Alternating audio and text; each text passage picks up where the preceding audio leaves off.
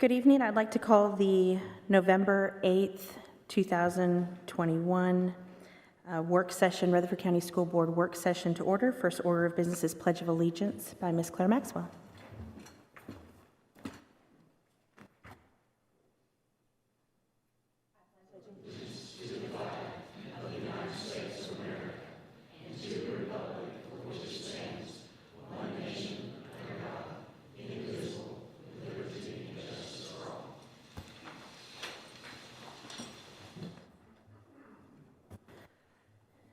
Thank you, Ms. Maxwell. Do we have any questions? Number 4, approval of the agenda. Any questions on the agenda from board members? No? Number 5, approval of the consent agenda. Any questions on the consent agenda this evening? Yes. Number D. How many portable classrooms are we bidding out, and where are they going? Part of our Capital Projects 177 fund, approved funding last year was $250,000. We bought a portable earlier in the year, but due to the market at this time, they would not honor their price, so we had to put it back out for bid. We always price a single and a double. We will purchase as many as we can for the locations that are needed to spend the $250,000. So these don't have an assigned place yet? No, ma'am, they do not. We've got a couple of portables that we could be replacing, or they could be placed at a school based on need. The portables at Laverne Middle, are they being reassigned, or are they too old? They're all being relocated. Yes, ma'am, they've already been assigned. Thank you. Any other questions? Okay, we'll do recognition on Thursday night's meeting, and if it's all right with the board, we're going to move to number 9, item 1, the state insurance plan, before the spotlight on education.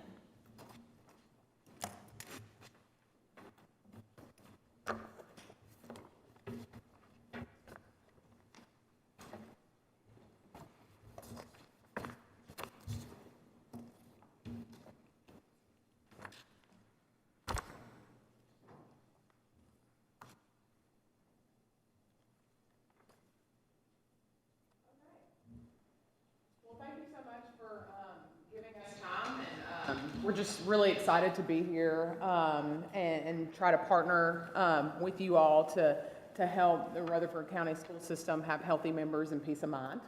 I'm Jessica Southern, and I'm the outreach director, and so my main focus is to connect our local education agencies to our benefits administration plan and to our subject matter experts and our operations team and our great group of people who can help us navigate this together and answer any questions you may have and just make this a very streamlined and simple process. So hopefully we can walk you through some of the highlights and a really, some of it's more detailed than others, overview of our plan and some of the items that have been brought of concern to kind of ease your mind or answer any questions you may have today. But anything we can't answer, we will definitely follow up with a sense of urgency and get back to you guys if there's anything that comes up tonight that we're unable to cover. We do have our retirement specialist dialed in virtually with us, Angie. She is the subject matter expert on retirement because we do know that Rutherford County, as you should, everyone in this room has a vested interest in retiree coverage. And so we do have her with us because we knew that would be a big topic of interest for you guys. So she'll be able to talk through anything retirement related and answer any retirement questions you guys might have as well. And Nikisha's here with us too, and I'll let her introduce herself. Hi everybody, my name is Nikisha Miles and I'm the Education and Outreach Administrator with Benefits Administration. So there's been, a little confusion, I guess, in Benefits Administration and Partners for Health and which is it and what is it and what exactly we do. So of course we administer the state plan. You guys know that, but really our main focus is just to help teachers, support staff, anybody that contributes to education in that way. Just be healthy, right? And just have peace of mind in the process. So we'll walk you through just our plans and what they have to offer, how they compare to what you currently have, and then at the end, we'll talk up through some retirement, have an open discussion around retirement. So as far as our medical plans are concerned, coming onto the state plan, we offer 4 different plans: a Premier PPO, Standard, Limited, and Local. It's a little different than what you have now because right now you just have your copay plan, your deductible plan, and then the HSA plan. So we do offer the 3 different PPO plans, and you can see, oh, wait, can they see on the people in this room, can they see this presentation? So just looked up there and I didn't see it. So I just want to make sure we're plugged in, but I'll continue as we figure out the technology piece. But I know everybody that's dialed in can see because I'm sharing my screen.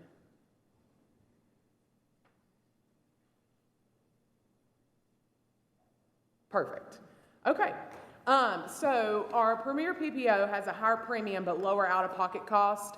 The next 2 have lower premiums, and I'll show you guys the chart. This is also in your packet. Have a lower premium but higher out-of-pocket costs. And then, of course, your HSA plan, which you guys should be pretty familiar with, is the lowest premium, but you have to pay your deductible before the member starts paying the coinsurance. So when you actually go to a visit, you're not paying that copay that you would see in the typical PPO plans. A main call out, right, with what you're offered now, you're kind of forced into Cigna, and that's it. So with our plan, we offer Blue Cross Blue Shield and Cigna, so you get what you want plus a little, right? So you'll have more options, more coverage, more doctors to choose from, more networks to choose from by coming on to the state plan. We did a comparison based on what you currently have, right? So sometimes it's a little difficult with insurance plans and different entities and what they offer to compare apples to apples necessarily. We're going to show you our coverage and exactly what it offers line by line. But overall, your copay plan most lines up with our standard plan. Your deductible plan most aligns with our Premier plan. And then, of course, HSA is pretty easy to compare to each other. So as you can see here, the big 3, you know, we can get into the nitty-gritty of like if you make a specialty visit, it's this price versus this price. But overall, right, everybody wants to know the big ticket items, right? And that's your deductibles, your out-of-pocket maxes, and your premiums. So we dwindled it down and filtered it down to the easiest way to digest the information here. And as you can see, with the state, you're saving money on your premiums, and it's just a win-win for each plan any way you go. We also want to point out too, with the prescription drug, on your current plan, you have an out-of-pocket max of $1,250. With our state plans, anything you're paying for your prescription drugs is filtered into your deductible. So it's not a separate out-of-pocket charge. So anything you're paying for your medicine is going towards your deductible, depending on which plan you're on. So you can see this here, and we have the actual premiums in detail in your packet. And we'll get into that here in a minute. But you know, one thing we're asked quite often is about premium rate increases, right, year over year. So based on what I was sent from your county plan, you had a rate increase into 2022 of 3.6%. Our state plan increased only 2.5%. Last year was 2%, and the year before was 0%. We've actually had 3 of the last 8 years with a 0% rate increase. And one of the biggest drivers of this is the risk pool, right? So you're joining in with 125 other school systems and counting, right? Because right now, today, we serve 125 other local education agencies with over 113,000 members and dependents, right? Where right now your plan has 338 people on it. So just generally, your risk pool is larger, right? So when you get a claim, you know, in a smaller risk pool, your premiums tend to rise and rise quickly, right? So you're joining in a larger risk pool. So not only is that chance, you know, way lower of the high rate increase, but also, you know, when you're part of the state plan, you're joining in with all these other people, right? And it's not just the 6,000 that you currently have.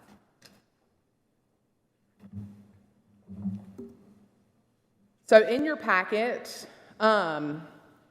here is the side-by-side comparison. Another call out from this risk pool in looking at these comparison charts is we're able to negotiate with our vendors, right? Because we have a bigger risk pool. So we go to market and try to get the best rates possible. And we have that leverage because we have such a larger pool of members and dependents on our plan. So this is side by side. You guys can kind of see how our plans line out based on PPO versus HSA, and if you're doing preventive care or a specialty visit. The next page is just the page 2 of the comparison charts, and it has your deductibles and out-of-pocket max, so you can see those side by side.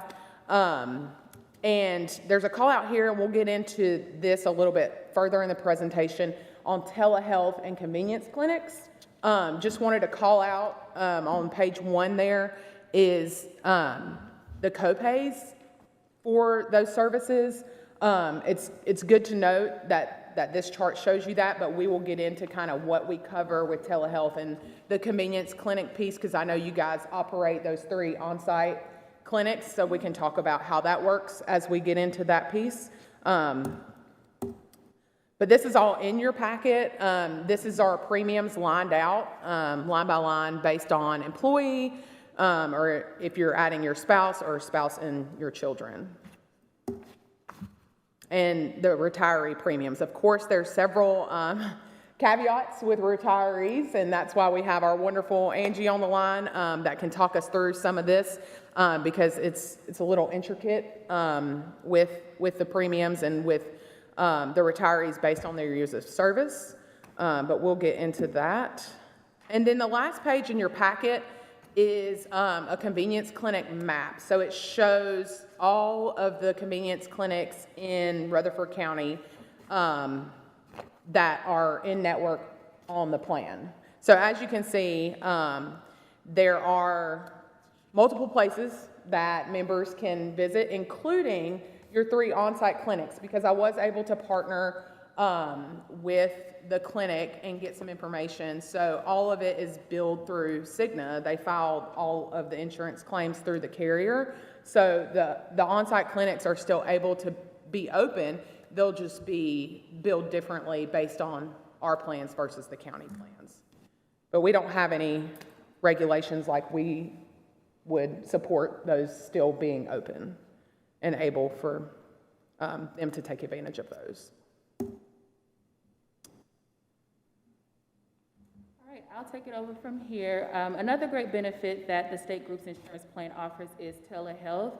And with telehealth, there is a 24-hour care, 24 hours a day, 7 days a week, nights, weekends, holidays. And basically, telehealth is non-emergency medical provider, where if you have any non-emergency medical issues such as allergies, asthma, cold and flu infections, anything, you're able to go through telehealth. And all health plan members have access to the virtual telehealth visits with any plan that they are enrolled in. We have physicians now and MD Live carrier sponsors, depending on the plan that members enroll with Blue Cross Blue Shield or with Cigna. They can schedule an appointment at any time for any minor illness at the comfort of their own home. And the cost for that for telehealth is $15 copay for members that are enrolled in a PPO plan. And if any members are enrolled into the local CDHP, you will have to pay the negotiated rate until the deductible is met.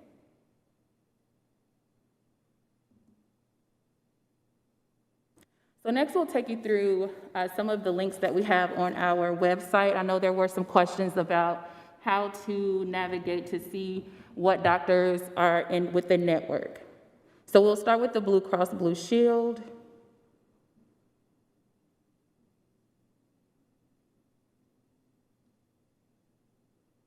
So we don't have a physical list of doctors because, as you know, doctors can come in and out of network at any time. But if any member would like to see what doctor is currently participating in any of the networks that we offer, you can always just navigate to the Blue Cross Blue Shield page from our website to get that information.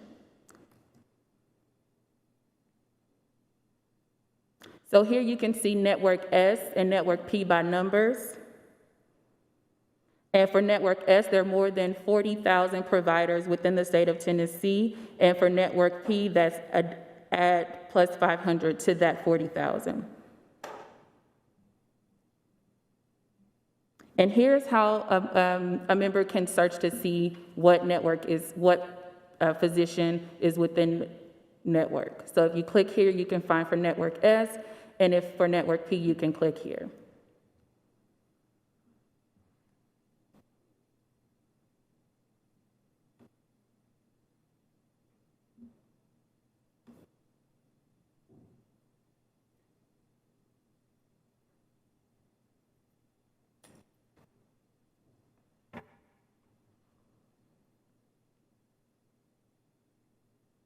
Get back to the presentation.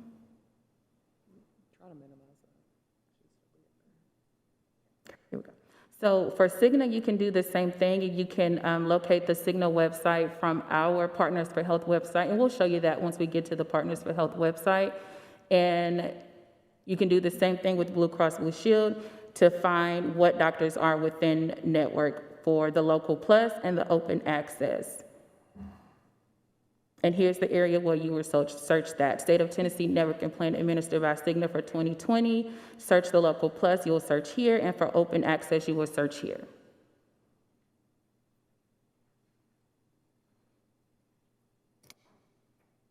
So I think too, that's just gonna be a good resource for you guys as you're navigating the decision, right? If someone has a specific question, or if you wanna look up a specific doctor or whatnot as you're navigating the decision, I think that would be a good resource for you to check out. And the next is the Partners for Health website. Our website holds a plethora of information. Anything that you can think about our plan can be found on our website. We have various links of the health plans that we offer. A lot of the information that is included in your packet can be found. All of the information on all of our plans can be found here. Carrier information. Information on both of our carriers, Blue Cross Blue Shield and Cigna, can be found here. All of the information on our networks can be found on this page. Also want to point out from this page the all-network hospital list. And this is also a useful tool to determine what hospitals are within the county or the area that members may live in. Since we're in Rutherford County, we will look at Rutherford County. However, we do know that members may live in surrounding counties of Rutherford and will need to visit doctors in their area. So for Rutherford County, Ascension St. Thomas and TriStar Stonecrest Medical, Ascension St. Thomas is in network. For Blue Cross Blue Shield, and in network for Cigna Local Plus, and in network for Blue Cross Blue Shield Network P, and for Open Access. TriStar is out of network for our narrow networks, which is the Network S with Blue Cross and the Cigna Local Plus network. However, it is within network for our Network P for Blue Cross and our Open Access with Cigna.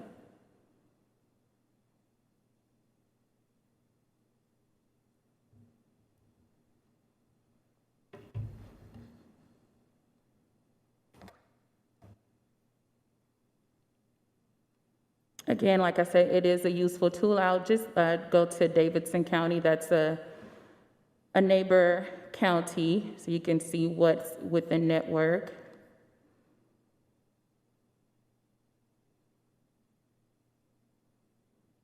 And for Davidson County, St. Thomas Midtown, St. Thomas West, Meharry are all within network for each one of our networks. So for the Local Plus, the Network S, the Network P, and the Open Access Plus.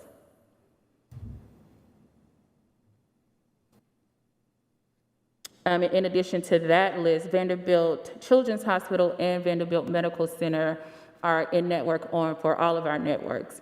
Now, the TriStar Centennial, the TriStar brand, they are out of network for our narrow networks, but they're in network for our broad networks, which is the Blue Cross Blue Shield Network P and the Cigna Open Access Plus.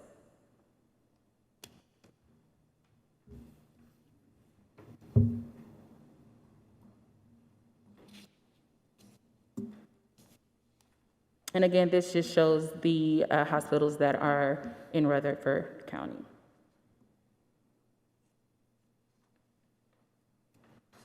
Okay, we'll go ahead and talk a little bit about retirement.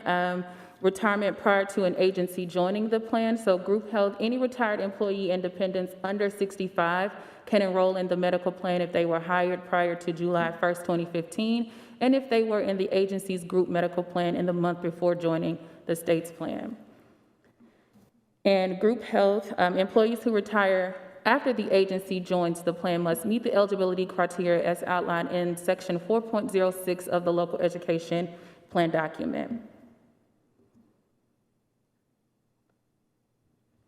And the Tennessee plan is offered to post-65 retirees, and to be eligible for the Tennessee plan must be hired by a TCRS qualified agency before July 1st of 2015. Retirees must be enrolled in Medicare. Retirees must receive a TCRS check. And in order to cover a spouse, the retiree must be enrolled on the Tennessee plan.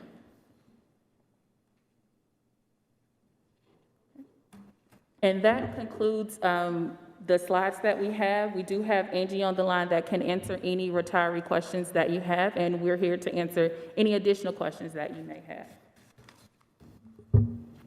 Thank you. Do any board members have any questions? Madam Chair, I do have one question. Yes, Mr. Young? The plans that are out in the network, what's the probability of them coming in network at a later date?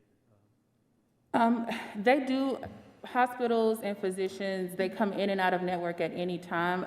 We don't know when they will come in or out, but we're always in constant negotiations with trying to include more hospitals within network. So that's something you're always negotiating? Yes.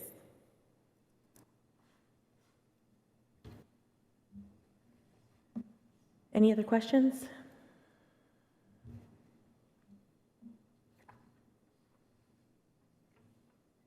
Okay, All right, thank you. thank you. Thank you. And we'll leave the extra copies of the printout, Doug.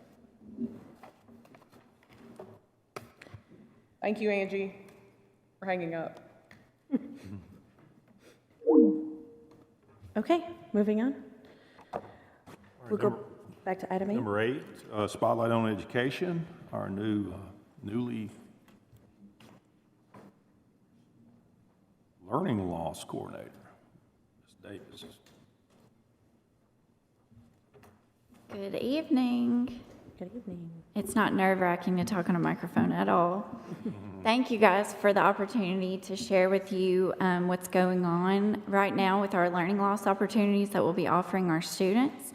I did give you a handout with some notes of the things that I'm going to talk about. And my goal as the learning loss supervisor is to provide our students with opportunities to accelerate learning loss. I feel like learning loss kind of sounds sad and negative, but we saw our students grow in spite of COVID last year, and that's very exciting to see. So we really want to leverage that and keep moving forward from that. So with that, I have two really big things that I'm working on right now, and then a few more coming after that. So starting at the top, our STREAM mini camp is going to be happening this December. It's what they call a mini sprint, meaning that it'll happen during students' winter break. That's going to provide our students with 16 hours of enrichment, and the criteria for these students will be students who are proficient, but we want to keep accelerating their learning with this. So it'll be half day, so 16 total hours, 4 hours a day for 4 days. We'll employ 52 teachers with this opportunity. It'll be at every site. These will be cohorts of students in grade bands, so 10 to 15 students in K2, 10 to 15 in 3-5, and they'll get an opportunity to explore a career and do some STREAM challenges. So STREAM is science, technology, reading, engineering, arts, and mathematics. I'm so proud of myself for getting that acronym correct. And these were units that the state put out to go along with the summer camp opportunity. So we're just going to use those mini units that are already out there, and we're going to make them really awesome opportunities for our students. We will potentially serve up to 780 students. Those students are being invited right now. These students that come to STREAM Camp will have to provide their own transportation, and we are going to partner with the YMCA for sites that offer that for winter break. We're going to pay our teachers similar to summer camp, $50 an hour, and I will say that we were nervous that teachers wouldn't want to work over their winter break, but I had an amazing amount of teachers that wanted to work. Teachers really want to give their time to students, and it's pretty awesome to see. So our second thing that we're working on is Power Hour after-school tutoring. So I wanted to give tutoring a really exciting name because I think tutoring can kind of sound negative, and like maybe you were selected for something because you're not doing a great job. So we're going to call it Power Hour, even though it's going to be an hour and a half each time. So that's kind of in parentheses there. So this opportunity is part of the TN All-Core grant that we in Rutherford County opted into. This is going to be a structured tutoring program that provides a 1-to-3 ratio, so a super small intensive group that the teacher will work with. That'll be at grade level for K5 in the spring, and then we'll expand it to K8 in the fall. We will, over the course of 3 years, serve 15% of our students. So that's an estimate of 7,435. So they'll focus on one content area per semester, math or ELA. And the criteria for these students is that they are approaching proficiency. So the idea is that they would have been proficient had they not possibly been distance learning or any number of things from the COVID pandemic. So teachers will get training for all of these opportunities, and their materials will be provided. We'll offer students a snack each time they attend, and we will offer transportation for Power Hour tutoring, along with partnering with YMCA to be able to check students out and back in after they finish. We're going to work on the tutoring from January to April, so it'll wrap up just before our testing begins. And we're going to offer 39 hours of tutoring total. So they'll meet 2 days a week for an hour and a half each time. And hopefully this will offer that teacher some time to give them super intense instruction to help them reach proficiency. Okay, we're also going to offer some incentives for attendance because I know that that does make for a long day for students. So we're going to try to really make that an exciting opportunity for them so that they will really want to come back and be part of that. Also, we're going to pay our teachers $50 an hour, so that's pretty much our set rate for these opportunities. And there will be a tool from the state that we'll use to measure pre and post to see how our students are growing.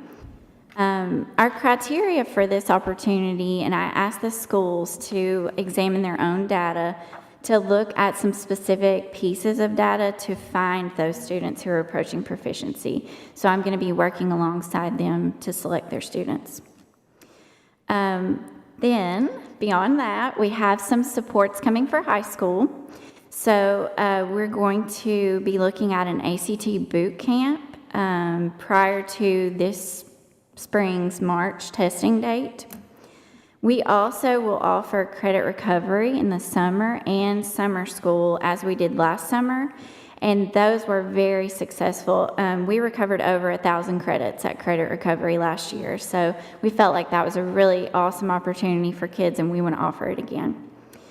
Then we will have our summer camps for K-8 students. The way that we did last year, we were able to reach over 6,000 students last year, so we had an amazing turnout. Our teachers had a great experience, and we're looking to do it again. We have gotten feedback from everyone that was involved, and we're going to use that to make some tweaks to our plans as needed, but overall it'll be similar to last year.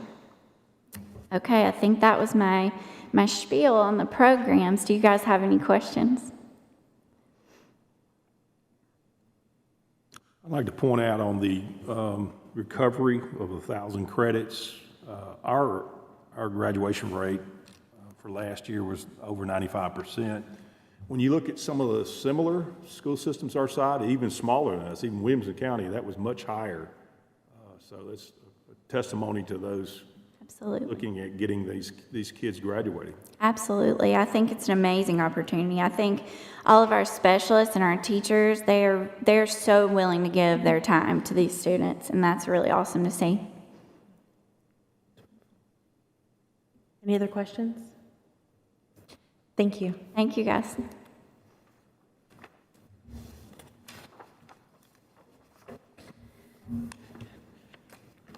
Okay, going back to financial matters, item number 2. All right, number 2, the joint resolution of opposition to the appeal of Rutherford Collegiate Prep Charter application.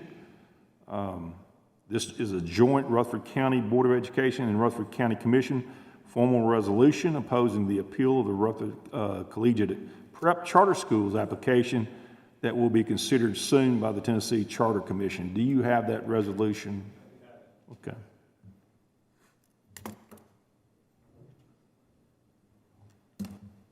As the board has probably heard, the charter school applicant has appealed to the Charter School Commission from the Board of Education's denial of its application and amended application. That will likely be heard in early December. We don't have a certain date for that yet, but that will be heard likely in early December at some time. So, in conjunction with Doug Bodery, there's a proposed joint resolution that's been being presented to the school board for its consideration tonight, and this will go to the county commission as well. Let me read through this with you. Whereas the Rutherford County Board of Education has reviewed the charter application of the Rutherford Collegiate Prep Charter School and denied the initial charter application and the amended application, as neither the application or amended application support the applicant meeting or exceeding the standards of the Tennessee Department of Education's application scoring rubric, and specifically none of the 3 applicable portions of the amended application, the academic plan, the operations plan, or the financial plan, meet or exceed the Tennessee Department of Education standards. And whereas the Rutherford County Health and Education Committee reviewed financial information from the application that was submitted by the charter school with the Rutherford County Director of Schools and Assistant Superintendent of Budget and Finance, and was noted that the applicant's proposed charter school in Rutherford County would have a substantial negative fiscal impact on the Rutherford County school system. And whereas the applicant's plan would require immediate funding from county taxpayers, and if school enrollment does not materialize quickly at the beginning of the school year as projected, Rutherford County would not receive funds from the state to reimburse the county for cost advanced for the charter school. Further, funding the charter school would divert approximately $4.8 million in state and local tax dollars away from the Rutherford County school system in its first year of operation, and increasing to a total of over $32 million in state and local tax dollars in the first 5 years of the charter school's operation, during a time where the county school system is facing rapid student growth and a high demand of physical funds to maintain state-mandated operations. And Whereas it appears that not a single board member of Rethink Forward, the charter schools operator, is a Rutherford County resident, further evidencing a lack of local support since there is no local leadership on the charter school board. And whereas the applicant will be requesting millions of dollars of local tax funding over the next several years, and there is a lack of even $1 of locally donated funds in the pre-opening budget that was presented by the charter schools operator, this absence of locally donated funds further demonstrates the lack of local support for charter school. And whereas this specific charter school is not needed in Rutherford County, the proposed charter school primarily targets a grade level of K through 5 in its first years of operation and can enroll not only countywide but from other surrounding counties as well. While the Rutherford County school system is growing rapidly as a whole, the K to 5 grade band is growing at a lower rate over the last several years district-wide in comparison to our middle and high school grade bands. Furthermore, Rutherford County school system is currently ranked as one of the best school systems in the state of Tennessee. Rutherford County school system provides a quality education for the children of our county, and this specific charter school is not currently needed. And whereas this charter school will have no local accountability to the Rutherford County Commission and or the citizens of Rutherford County in relation to the local tax funding that it will take from the county. Now, therefore, be it resolved by a vote of the Rutherford County School Board meeting in regular session in Murfreesboro, Tennessee on the 11th day of November 2021, and the Rutherford County Legislative Body meeting in regular session in Murfreesboro, Tennessee on the 10th day of November 2021, that Section 1, while the Rutherford County Board of Education and the Rutherford County Commission are not opposed to school choice in Rutherford County, the lack of local leadership of this specific charter schools board, along with the other above-noted items, is of great concern and leads both local elected bodies to formally request that the Tennessee Charter School Commission reject the appeal of the Rutherford Collegiate Prep Charter Schools application. In Section 2, that our state delegation is requested to consider introducing legislation that would require any charter school seeking to operate in Rutherford County to have a majority of its charter school board to be residents of Rutherford County, Tennessee. In Section 3, that the Rutherford County Clerk make a copy of this approved resolution to the Tennessee Charter School Commission and to each of our local county state delegates. So that is the proposed resolution being presented to you tonight. Thank you. Any questions? Okay. Seeing none, moving on. All right, number 3 is Fund 177 Educational Capital Projects Fund Amendment. This amendment provides funding to complete the Buchanan Sewer Connection Project in the amount of $150,000 that was delayed last year due to the permitting process. It should be noted that this was unencumbered, or actually it was encumbered at the end of the fiscal year and rolled back into the fund balance. Also in this amendment is the Holloway HVAC project, which in the amount of $56,551 that was approved last fiscal year. The completion of a window replacement at McFadden for $15,704, as well as additional funding to finish renovations to the Buchanan and Stewartsboro and Walter Hill playgrounds in the amount of $107,000. Funding to complete these projects was pulled from the remaining funds from the other projects, as shown on the detailed budget amendment, with the exception of the Buchanan, the $150,000 for the Buchanan Sewer Connection Project. Any questions? Okay. Seeing none, moving on. Number 10. Number 10 is a proposed zoning for Rockville, Riverdale, and downtown area for information only. When we first brought this forward back in October, we were looking at a more of a small scale, but after looking at the enrollment numbers at the schools that are being impacted, we went a little bit more to looking at how we could alleviate this overcrowdedness, because we're currently bursting at the seams at Rockville High School. So we have 3 proposals on here, and Mr.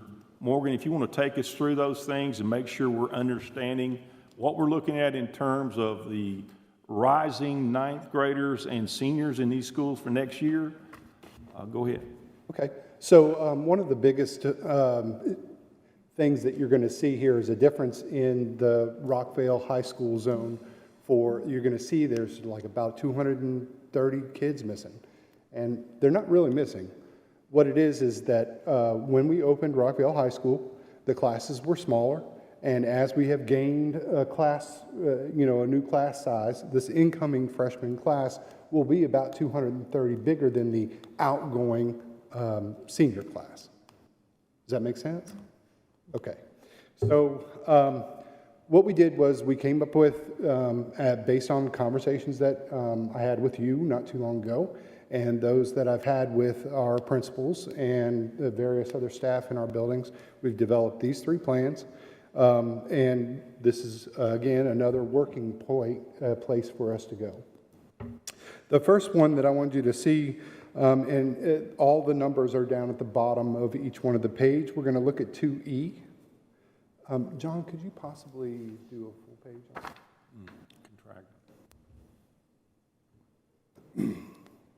So we're highlighting 3 areas in this particular plan. Number 2 and number 3 are along Highway 231. They go over to the West Fork of the Stones River and falls all the way down to another little place called Dry Creek, which kind of meanders back over until you get to Midland Fosterville Road. Those 2 areas, one second, I'm sorry.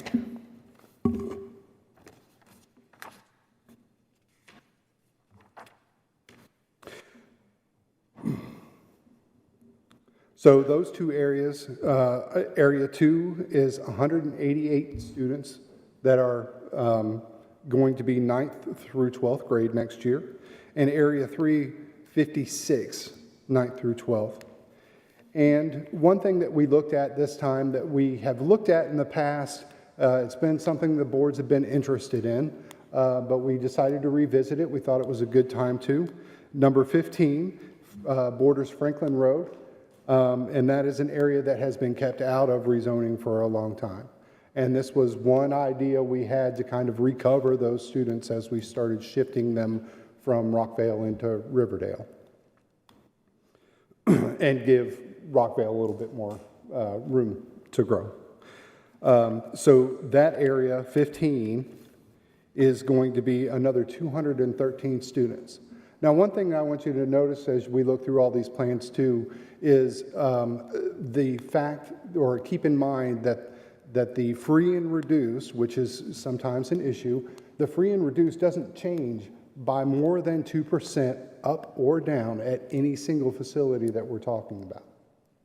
So this particular plan, 2E, would affect 3 schools. It would affect Blackman. It would take them from 1997 to 2251 next year. Rockvale High School would go from 2426, where they currently are. And remember, if they open the door next year with no rezoning, they'll be at about 2,700 students. We would take them down to 2248 with this move. Remember again, that's about 230 students that we're shaving or that we're adding to this whole thing. So that is a final number for them. And then you have Riverdale at 1829. We would bring them up to 2151. A couple of things that this accomplishes.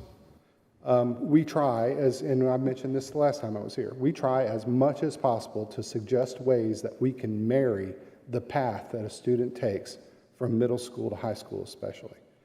This does not 100% do that, but what it does do is take them over to the West Fork of the Stones River, which is almost there.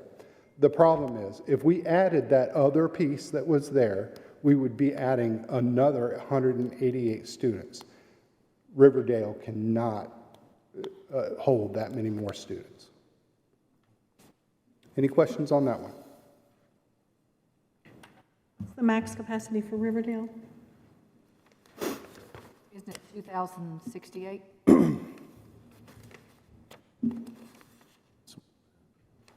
Sorry, I lost myself. Right now is, yes, 2,068. I'd like to point out on that, that's not hard and fast. One of the things, if you look at Riverdale and Oakland, they both have the same square footage. However, some of those rooms that were renovated back at Oakland provided more ability to move the smaller classes, the RTI, and things of that nature. So there's still room there. I don't think that is just, I inquired about that as well, Yeah, because yeah. I noticed that the max capacity at Oakland was higher than Riverdale, and I was like, they're the same, but they're not, because there were some renovations done at Oakland that were never done. Right. at Riverdale, and Riverdale, in every one of these that I just glanced at, they're at 2151 at all of them, it doesn't matter. And so they're gonna be over capacity, you know, in any of these plans. But with an addition on there, they'll be able to handle it and possibly even handle some more down the road, because my concerns are with all of these plans that there is so much growth out in Rockville. They're just going to continue to grow and grow and grow. So, I appreciate this. This is a lot of, Mr. Lee, do you have access to the square footage of, you should have it on your, can you kind of give that the square footage for both Riverdale and Oakland?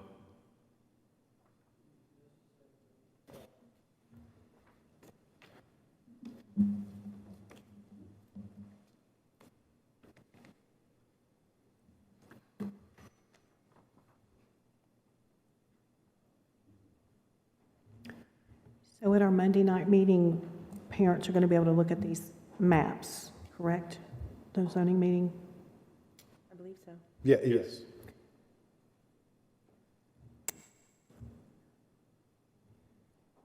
We can put these on the agenda tomorrow morning for them to look at. Okay. Oakland High is around 287. Riverdale High is but roughly the same. They're within a couple thousand square feet of each other. 2,087, is that what you said? Riverdale High with the annex is 215,611, and the two additions added about 80,000 total. So around 295, right around 300,000 square feet each. Yes, sir. And they're within 1,000. There's not a significant difference between the two. The difference in the capacity is the smaller rooms that have been taken care of at Oakland that have not been at Riverdale. But let's make sure we understand, it's not, all we put was walls up. Yes, that's correct. I mean, we didn't It's renovate it. it's not hard No. renovation, no. Utilization of the existing space, it's better utilization. well, even with, we're going to still have to have probably portables at Riverdale that are not there. But if we could build something in the next year or two at Riverdale and Oakland, they could take easily 200 more kids and they would be at capacity with all these schools, because I don't believe we're going to be able to hold the capacity down at Rockville. And they're going to need some more. I would like to see most of the kids at Christiana get rezoned back. I understand we can't take all 500, and we definitely can't if we don't have a building project. But if we build that addition at Riverdale and Oakland, there in the courtyard, we could easily take more. Yeah, one of the things we've got to do, we've got to look at a capacity of all of our schools. One of them is Siegel. You know, currently neither Riverdale or Oakland are at capacity, yet they both have portables, so you figured that one out, okay? So what we've got to do, and this is just one of the maps that we're looking at. There's two additional ones. We've got, you know, it's kind of hard for us to ask to add on to existing high schools when we've got a school at Siegel that's approximately somewhere around 77 or 78% capacity. So it's kind of hard to do that. So what we've got to do is kind of look at, and you're right, maybe in the next couple of years, and I agree, Rockville, this is just a Band-Aid approach. Yes. Maybe get you a year or two. Yes, sir. At most. Any more questions about that particular plan? Mr. Morgan, and this is separate from what we're talking about, but, you know, we talked about having 18 months to get ready for the 2,600 kids that are going to come in at the north end. I mean, I don't really think we have that long. There's no property up there. Everything that we have there has already been built on, or there's no room. So, you know, that's going to push things further down again. So it's, you know, it's musical chairs. And I think we need to look at the north end when we look at this too, because we've got to get prepared. There's no land up there. So we've got to figure out another reason to put those where we're going to put those 2,600 students. Absolutely. Now, one of the things that has happened with, and we're still getting growth at, but one of the things is slowing down the completion of these projects is what's happening all over the supply chain. And Mr. Morgan, he and I had a long conversation about that maybe Mr. Lee, I can't remember, about the completion of some of these projects down in the northern end. Now, we have to find some land. In fact, Mr. Lee and I have been given a suggestion that we'll be looking at this week in terms of looking at a location that perhaps can use. But these will not grow out as quick as we think they will due to some of the challenges of the supply chain. And you might want to mention that also. Whoever, I can't remember who I spoke with about it. Was it you, Mr. Lee? Yes, sir. It's getting, right now,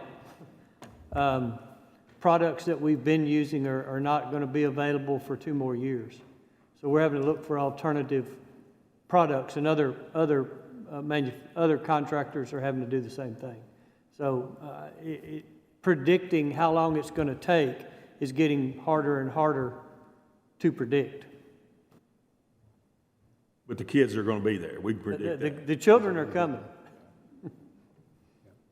I mean, I don't know how we left out with Plainview and getting that done in a year, and we're still working on Laverne Middle.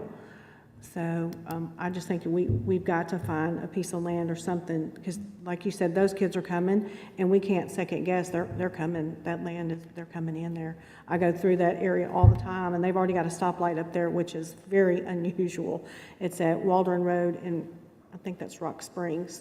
To have a stoplight there is very unusual in this process. So. Another thing that Mr. Spurlock and myself talked about this afternoon, something else to keep in mind is, you know, we see continued growth along 2 separate corridors, basically, well, 3 really, 99, 96, and Veterans Parkway. Those are the apex of our growth. And one thing to pay attention to, it can be hidden easily, but when you start building satellite hospitals, like we're getting on Veterans Parkway, like we're getting an Ascension out there on 96, you know, they're expanding their campus out there. And just last night, as an employee, and as a customer of Vanderbilt Hospital, they sent me a unsolicited survey asking me if I would like to see a Vanderbilt Hospital in Rutherford County. So an old wise man told me once that bricks draw, and I think we're getting ready to see it with these hospitals too. And there's a lot of vacant space around them. So that's one thing we have to pay attention to as we're going through this process. That's been the problem, because as I'm out during the day looking for land and looking to see what's come available, because, you know, they're clearing land every time you turn around, it's something new. And, you know, call the property assessor's office or call whoever has the property listed. It's already spoken for. Sure. And it's retail. So we're about to be behind the 8 ball.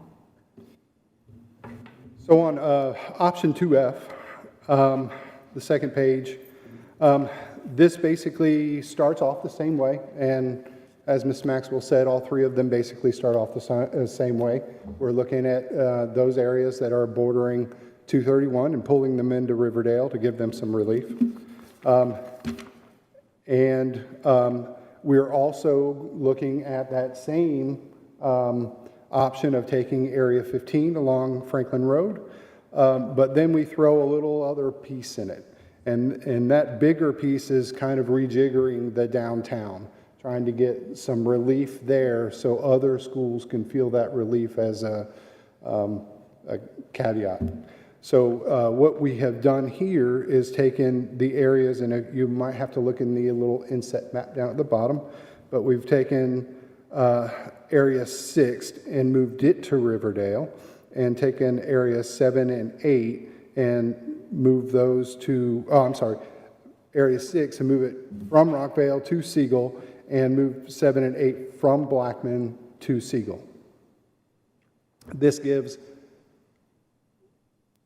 that area that we just talked about, that area of Veterans Parkway, 96, 99, it gives that area a little bit of relief, some room to soak up some things. So that brings Blackman to 2192 next year.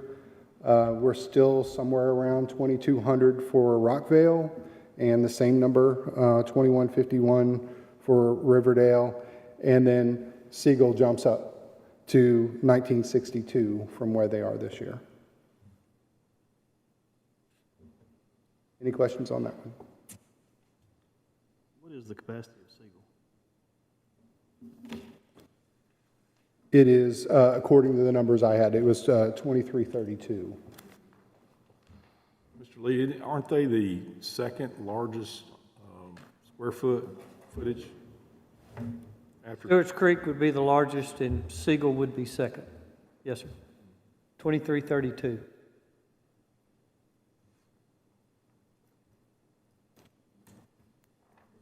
Any questions there? Great. So option 3, or 2G is what it's called. Again, very similar to the way we start out. This is where it takes a turn. We take the downtown area and do something different with it. Area 15 is removed from the process altogether. Area 4 through 6 goes from Rockvale to Blackman High School. And to offset that balance, we are looking at area 11 in this case, which is going to, the meat of that is going to be along Florence Road. So you end up taking 4 through 6,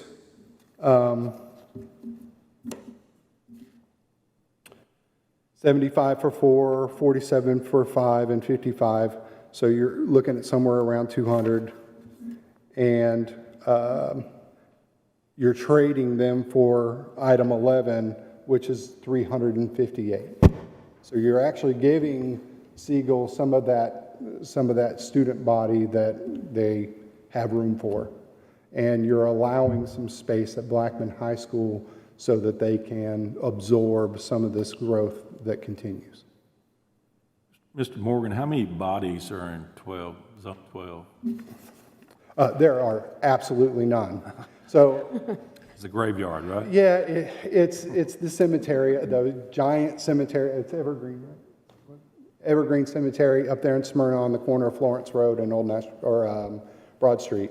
And then moving back. Roselawn. Roselawn, yeah, I'm sorry. And moving back from that towards 840 is very low waterborne land that I could see there having to be a mess of fill to be able to get anything on it. It's farmed cattle and winter wheat and things like that at the moment.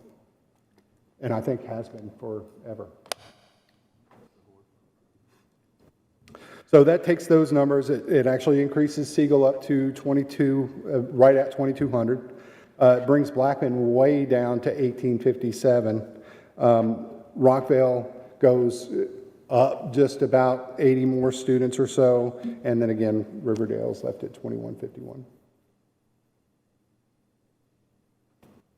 Are all those apartments up and running over there off of Medical Center that they built on both sides of this? Are they up and running now, or are we anticipating Blackman to get, because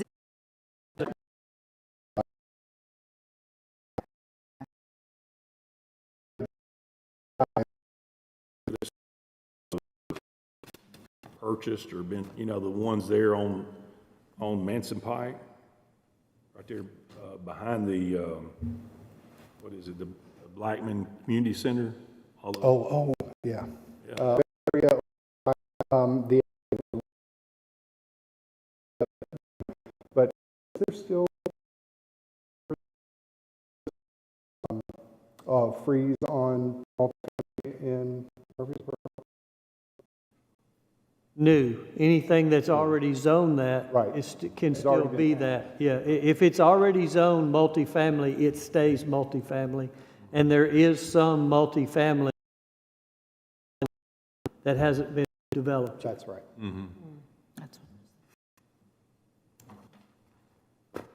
Okay. Any questions? I'm sure we'll have plenty between now and, I just want to thank the principals that got in and that stayed for a long time and has worked with all the principals that worked with Mr. Morgan to come up with some viable options there. I know it's a challenge, and there's a lot there. And of course, we do know that because of the growth in our county, it's going to continue to be this way. But like I said, we're looking for some land on the western end of the county. Quite frankly, I don't know what it would cost now if we found it, but we're going to pursue something and see what it looks like and go from there. thank you. Good night. Thank you, Mr. Morgan. Number 11 is our All right, next. number 11, the curriculum and instruction, the CT career. The curriculum and instruction, the CT department would like to allocate approximately $15,000 of the 2021-2022 Perkins Basic Grant Funds to support the Rutherford County Works Ambassador Leads at 22 of our middle and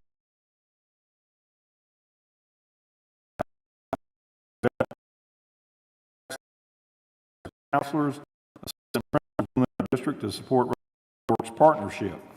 The leads would be responsible for in-person and virtual meetings implementing the following opportunities at their schools. The work ethic distinction that was added that will be on their diploma, the youth science assessment, aptitude assessment that we give to our 8th graders, work-based learning, industry tours, jumpstart job, 8th grade career pathway, and curriculum and CT department and curriculum and instruction. Those listed below are ambassadors. And only one I got to be determined, so I'm assuming we got someone in mind.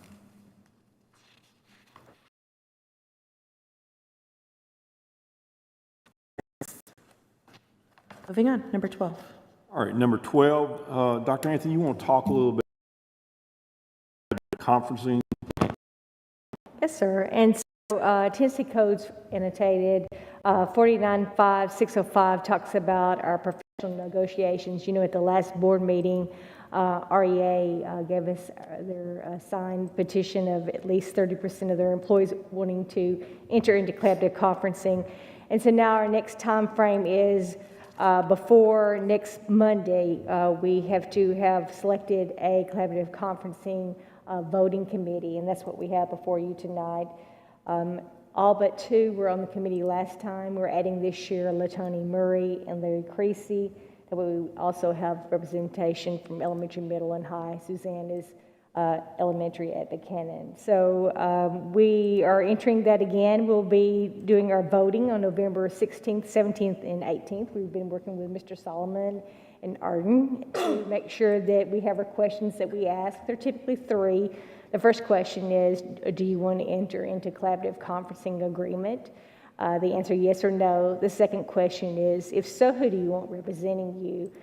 Do you want REA, PET, which is a professional education teachers, or some unaffiliated group? And then the third question is, if you decide that you don't want to do collaborative conferencing, then who would you still want to do your representation? So it's 3 questions, really easy. Each day we do a tally and we provide those results. And so we're looking to see if we wish to enter into another agreement. And then we, with our committee, we meet for the spring semester. And then usually in May, We come up with a MOU, and Mr. Estes helped us with that last time, getting that signed, and we get that in a format and bring it to you as a board. But the committee works very diligently, hours of research. We talk about topics such as pay, insurance, things that that are typical conversational pieces. We go through board policies, any areas that we want to see updated and added to. One of the things that they asked for last time when we went through collaborative conferencing was to be able to roll over some of the personal days based on their years of experience. And then just some additional updates that they wish to look at. And as a committee, that's what we do, we review and then try to come to an agreement. And once an agreement is met, then we put it in the form of a MOU, and then that's what we bring to you as the board. And so that was a very smooth process last time. I'm proud to report that, and we look forward to working with our REA again. Thank you. Any questions or comments? Moving on, number 13. Our number 13 is curriculum instruction. The first one is NIET, Special Education Strategic Plan Update. Dr. Sullivan. Thank you, Board. I just want to give you a quick update. This was an item out of our ESSER funds that we chose to allocate to get some thoughts and suggestions on special education and how we can better serve our schools, students, and various stakeholders. We've asked them to look at 3 different things, one being our overall routines, procedures for how we operate as a district. 2, looking at behavior supports, not just for special ed, but also general ed. And then 3rd, looking at our structure of how we support our schools from our central office team to our school level. So they will be looking to do some focus groups and interviews over November and December. I'm sure they'll probably reach out to our board members as well for surveys for that type of information, working with principals, parents, students, and then probably some of our special education will report to us in January to give us some quick updates, and then a final one in April and May. All right, this second one is lead teacher supplement for tech. When I first took over as director of schools, we were using tech coaches in our building. Quite frankly, we were kind of being shorthanded with our instructional component of it, especially in our large comprehensive high school. So through that process, Dr. Sullivan and I sat down and we repurposed that position into our instructional coaches so that we can have at least 2 instructional coaches in our building. However, we did notice that, that did put a little stress on those teachers that maybe not as proficient with technology and things of that nature, or if something broke down or something messed up. So what we're requesting here is to use some ESSER money to do lead tech teachers in the buildings. Dr. Sullivan, you want to talk a little bit about that stipend and responsibilities? So one of the things we looked at with our just technology is we have added over 30,000 devices. Part of that was last year with distance learning, and part of that is we should be full 1-to-1, 6 through 12, and at least 2-to-1 in all K-5 by the end of this school year. We want to be responsible with our fiscal, with our financial money, and we do not want to add technicians at every school. However, we know that there are some things we need to do that have to take place. Part of that is inventory that we've had our media specialists working with, but there are day-to-day things that need to take care of for small troubleshooting type items. And this is where the tech lead would be able to fill in it as a teacher who has a teaching position. They are teaching all day, but we are supplementing them in a stipend at the end of the school day to be able to help with some of those just small, minor details that need to be taken care of instead of waiting for a technician to get there 3 or 4 days later. So it's been a good collaboration between instruction and then technology, hardware, Trey, and Steve as well. I think the biggest thing, we're getting more out of that position than what we were paying for. Thank you. Any questions? Moving on, number 14. Our number 14 is Title II Professional Development, found on tab 3. Educational consultant Kim Campbell will provide training for 4 of our middle schools. These middle schools will be Siegel Middle, Blackman Middle, Oakland Middle, and Smyrna Middle. She will be providing training to these schools on establishing meaningful relationships with students of passionate teachers. This contract agreement details are as follows. On January the 3rd of 2022, there'll be 2 sessions. One will be at 8 to 11 a.m. at Siegel Middle. which will be joined by Oakland Middle, and one at 12 to 3 p.m. at Blackman Middle, which will be joined by Smyrna Middle. Total contract agreement for this fees is $5,500. Thank you. Any questions? Moving on, number 15. All right, number 15, ESL department requests on tab 4, purchase of language power kits for the teacher-created materials. The ESL department is seeking approval to purchase 5 language power kits for our English language learners in grades K-5. The language power kits are designed to facilitate both language and literacy in the beginning levels of proficiency. The total cost of the kits are $31,859.36 and will be paid for with Title III funds. I would like for Dr. Sullivan to talk to us a little bit about our enrollment, how it's gone up with our ESL students. Our enrollment as a district is right over 49,000. When we are talking about ESL students, you have 2 distinctions. You have students who are actually in English language classes learning English, and then you have students who have tested out, and they are still considered an English language learner for 4 years after successful completion of ESL. We have last year, and so I know this has increased, last year we tested 3,746 students who were directly served in ESL classrooms.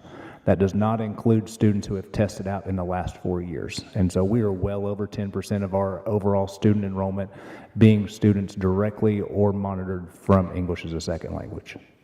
And that would surpass Yes. Knox County and some of our larger counties. Yes, even though Knox County has 10,000 more students than us, we tested an additional 600 students than Knox County did last year for direct ESL. Just to give you a point of reference, I think we were setting somewhere at either between 6 and 7% in 2018, and that's how quickly we've reached that 10% threshold and climbing. Thank you. All right, the next one is purchase of Imagine Learning license. The ESL department is seeking approval to purchase 301 Imagine Learning license for our English language learners. Imagine Learning is a computer software program designed specifically for the development of English and literacy. The total cost of the license is $30,100 and will be paid with the Title III funds. Thank you. Any questions on either item? Moving on, number 16. All right, number 16, tab 5, Policy Committee recommended policy changes. Below are the policy changes recommended by the Policy Committee on the second and final reading. 1A is policy 1.400, school board member meetings, added guidelines for posters and materials from the visitors during school board meeting. B, policy 1.404, appeals and appearances before the board, made changes to the visitor process and decorum requirements in line with allowable and unallowable restrictions as established by the Sixth Circuit Court of Appeals. C, policy 1.703, school attendance zones and exemptions. I'd like for Ms. Ridley, tell us a little bit about this one here. And I know it's going to be voted on Thursday, but it could change or with the language in the law. Yes, thank you, Mr. Spurlock. So right now, the law, which is TCA 49-128, and that's for item number C, which is the policy 1.703 for the exemptions. It says if an LEA grants a transfer to a student, then the parent or guardian of the student is responsible for transportation to the new school, and then the student must maintain satisfactory attendance, behavior, and effort to remain in the new school. So that's the language of the actual law of the bill that passed. There is some talk that maybe this would change in the future. I know the TSBA is talking about some legislation for the next session to go through. There might be some ambiguity that they're discussing in this language. To me, it's very clear what it says.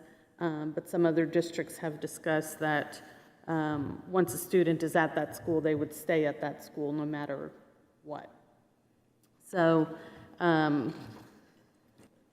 We see that the language of the bill is as I read to you all, so that would meet what our policy is currently at. And then, of course, if that changes in the future in the new legislative session, we could tweak that in the following board meetings.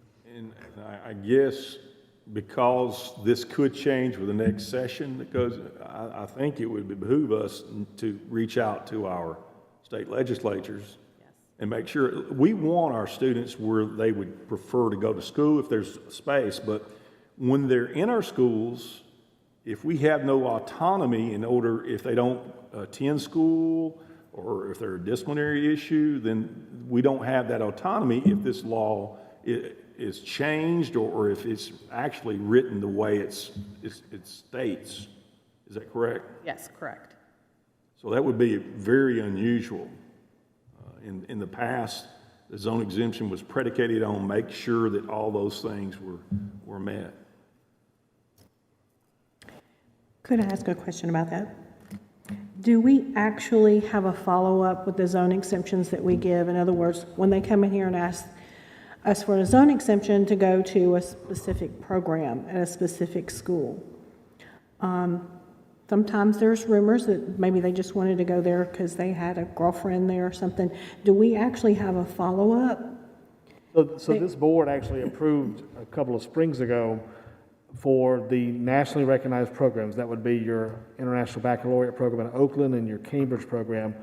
They can get zone exemptions to those programs if they meet the minimum qualifications. And then every year, we have to verify that they remain in those programs so that they weren't just using those programs to get into the school, for example. And so the principals of both those schools, this was the first year that we went through that verification process. They actually sent me a list of anyone who was no longer in that program anymore, and then they either have to transfer to their original zone school or request a new zone exemption to explain why they would be allowed, why they should be allowed to stay.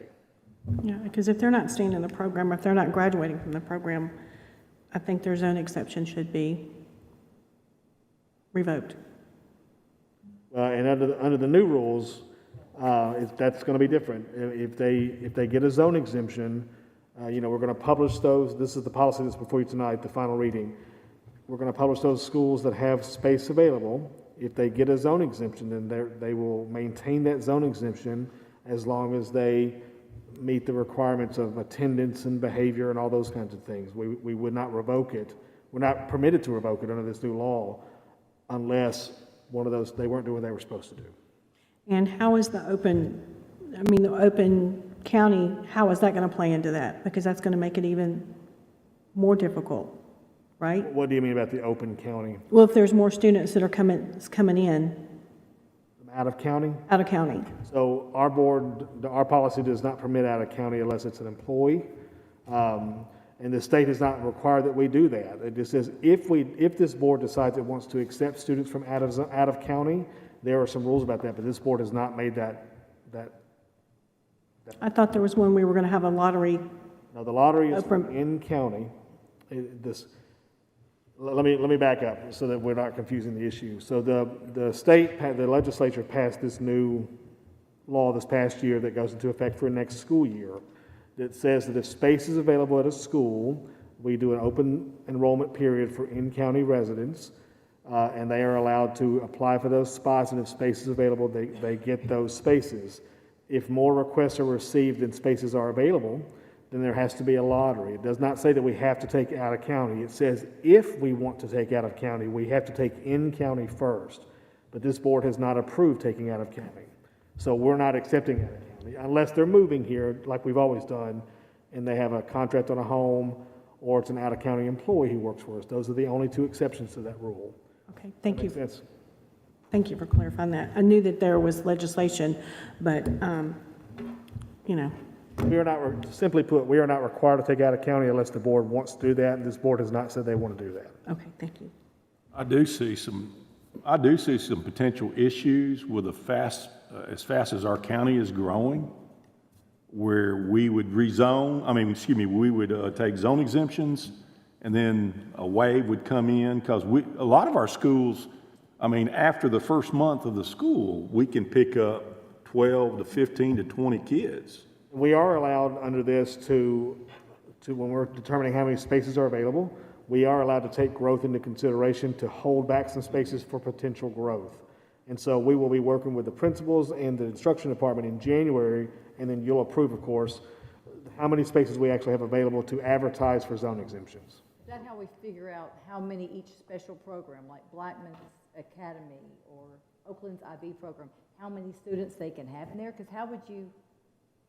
The principals are gonna give us, we've already met with the principals to get their input. They have certain spots, and they only can take certain number of kids. Let me just give an example. If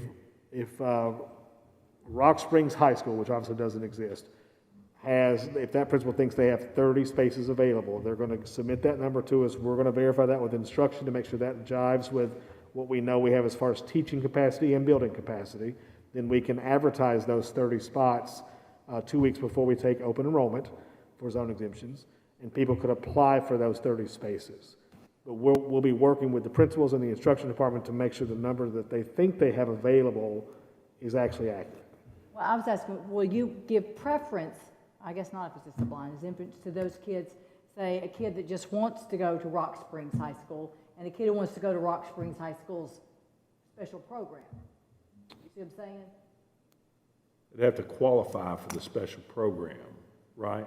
Yeah, but if it comes They would down still- to this kid or that kid, are you going to take Right, they would kid still A, count because he in. qualifies for the Yeah. program over just the regular? That's right. Okay, that's why I was wondering, okay. And please understand, we're working through some of this too. It's a learning I see a lot process. of and this problems is- that come. I do too. This is an What was entirely the- different system. James, do you know what the intent of the law was? I think the intent of the law is to allow choice when space is available. Gotcha.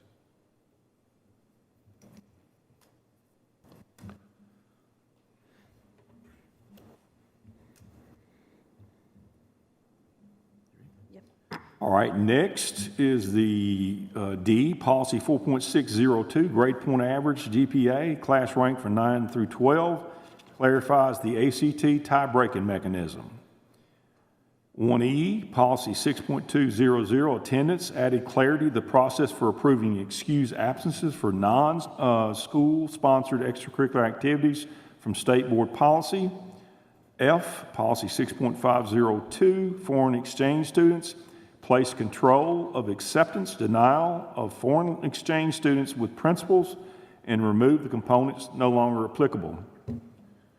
Number 2, new policies. Policy 4.204, summer instructional programs required by law, sets out the general expectations for summer learning and other learning loss programs mandated by law.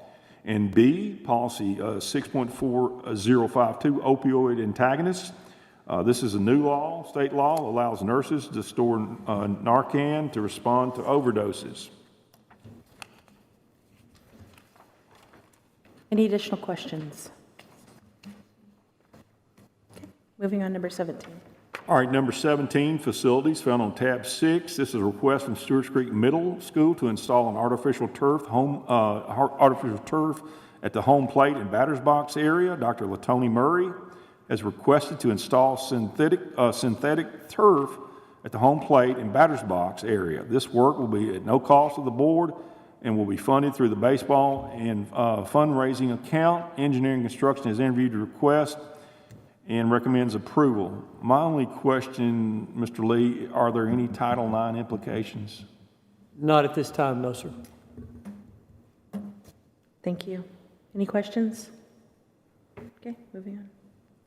All right, number 2, request from Smyrna Middle School to install concrete for synthetic turf for putting green and outdoor classroom. Dr.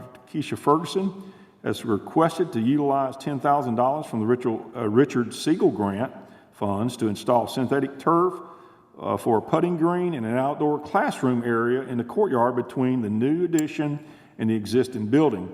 This request is at no cost to the board. Engineering Construction has reviewed this request and recommends approval.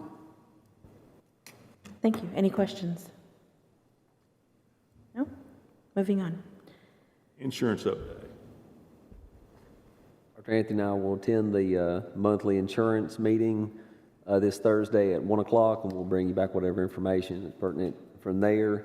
Also, Dr. Anthony she had just to get feedback from our current employees on the changes with the health plans that were the changes that start January 1. She put out a survey. She had over 500 respondents to that survey about, to changes and what they felt was, the importance, in rank of the importance of, what they valued of the health plans and whatnot.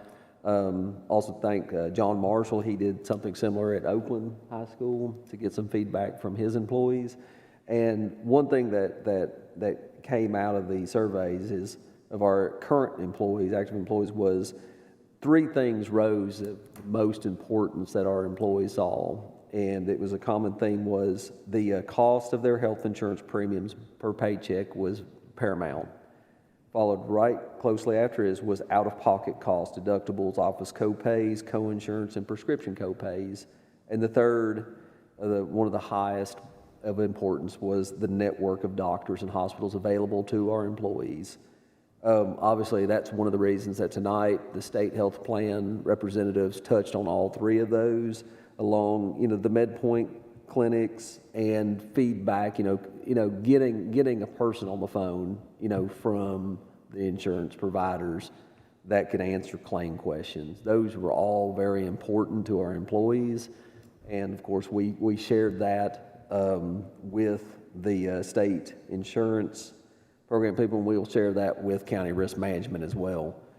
One thing that came out of this study, with of course the board created that ad hoc study committee for the insurance plans, and as you can see, there's been a lot of work with looking at the state plans, comparing it to the current county plan offerings. One thing that came out of this was the state plans, because virtually every LEA to the east of us, all the way to and including Knox County schools with over 7,000 employees, and all the systems, excluding Hamilton County and maybe one other, all the way to the Alabama line, all those LEAs are under the state plans. And as the state plan representatives touched on tonight, is the portability of that health plan. If you have those mid-career instructional specialists or administrative level employees like APs and principals, if they were there prior to July 1, 2015, they are eligible under the state plans to receive retiree health insurance. What came out with Dr. Anthony and Dr. Sullivan was we have lost significant opportunities to recruit quality mid-career instructional specialists and APs and principals from those systems because we're on a different plan. If they come to Rutherford County under our current plan, they would have to work 20 years to receive that retiree health insurance. Whereas if they stayed with their current employer or they went to one of these multiple LEAs, as the plan folks had said, they would carry that. It was portable benefit. So that was one thing that fleshed out of this study, that we really didn't see that as the first thing. But as was brought up, the schools, the universities are not putting out enough teachers. And as we've seen with the census demographic coming from our last 20 or 10-year census, is Tennessee is growing as a population, but it's bringing into the donut counties. Over 30 counties in Tennessee shrank population. That includes their school systems. Those teachers that are under those state plans are going to be looking for a job. Good point. So if we go, I say this to say, of course, if the board proceeds to say, let's continue to study the option of this plan, of the state plans, one thing that we would do is obviously, look at listening sessions with not only our active employees, but our retirees, pre and post 65. So we can get feedback from not only our active, but our retirees to make sure that promises that were made are kept. That's all I've got. Thank you. Any questions? Mr. Young? The two things that really popped out at me tonight were, one, less than 2% increase over the last 3 years. I've never seen that. Number two is options. There's a lot more options than the state plan. our behalf. So I see this as a win-win situation. And continue to focus on doing other insurance. Good point. Sure. I've got a question, thank you. I spoke with Commissioner Blair earlier today about the insurance and a couple other things, and one of his concerns was us leaving the county program and leaving the fewer county employees in a smaller, basically a smaller group. Would the county be able to go, the rest of the county be able to go with us? They would have an option under the state plans. There is another pool, as she spoke tonight about the over 100,000 of a pool for the LEAs. There's actually a pool for local governments as well. So yes, ma'am, they would have the option if they so chose. Speaking with a health specialist, a plan specialist, they had actually told me that, you know, they'll still have over 1,000 members, enrollees in their plan, even if we were not in it. And they were telling me that's a viable size for a self-insured fund. Now, once again, that goes back to what do they, as the county, want to do? That would be, you know, what they chose would be best for the county employees. Right. Well, the state looked more along the lines of what we had when I was in banking. Of course, they're known to have, you know, good insurance and a lot of a bigger size pool and more, absolutely more options. But, you know, I guess that was one thing that Commissioner Blair was concerned about, was who was going to be left behind and what their options were. So I think you answered my question. Thank you. Great question. Anything else? Any other questions? No? Okay. Number 19, Director's Update. All right, number 19, I think if we don't know already, the metrics that were set forward by this board as far as requirement of mask has passed. So I'm going to let Mr. Evans give us the metrics, the data that we have. Absolutely, Ms. Perlock. So every Monday, we've been checking the state dashboard they maintain for each county to see what the average positivity rate was for the past 7 days for our county. And we've been posting those on the dashboard each week, 3 weeks in a row, so that people can see what the pattern is. So on October 25th, we were at 8.4% positivity rate. That was the first time that our county, for a 7-day average, had dipped below 10%. Last Monday, on November 1st, we were at 7.3%, so it continued to drop. And then as of this morning, which measures the past 7 days, we are at 6.7%. So we have now cleared that hurdle that the board approved for the 3 consecutive weeks of being below 10%. And we have a message ready to go as soon as this meeting's over to let parents and employees know that there's no longer a mask requirement. Masks are obviously still optional for anyone who wants to use them, but that we are now beyond the policy. It has expired based on our own metrics. Thank you. Great job. Anything else, Mr. Spurlock? Number 20, Tennessee Legislative Network. Do you have anything? There's a lot. Okay. I will have it for you on Thursday. I've been very busy. Okay, wonderful. How about federal relations? Thursday, perfect. General discussion. Any discussion amongst the board? I'd like to speak of our policy 1400 and 1404. I think as a board, we need to be very careful the signals that we're sending. I don't think it's intentional, but I do think that this would border on First Amendment rights for our taxpayers and our parents and our children that are in the system. So I'm very concerned about not allowing certain people to speak and how the rule is written. I think there are some other things that we can do, and I think we really need to think about those proposed changes in our policy. Also, on a great note, Smyrna and Blackman, the cheerleaders. There was a bunch of cheerleaders over the weekend. Yes. Oh, did really well. They're Yes. going to nationals. There's a lot going to nationals that got seeded to nationals. Smyrna was TSSAA second, and Blackman was National Cheerleading Association. Yes, we trying to figure that out. So congratulations, ladies and gentlemen, for the That's a co-eds. great point. Yes, congratulations. Ms. Sharp, I want to touch on your policy issue. I don't disagree with you. I think that these policies And part of the challenge, I think, is the change in legal representation on the board. I don't think that's intentional, but kind of unpacking these policies and explaining them. We are responding to what is happening, as you can see, the Sixth Circuit Court of Appeals. I've heard from constituents as well, parents who are deeply concerned. The intention is not to mute parents. We review our policies on a regular basis. This is a policy committee decision. And my position is, I think there is work that can be done here. I think this is a good start.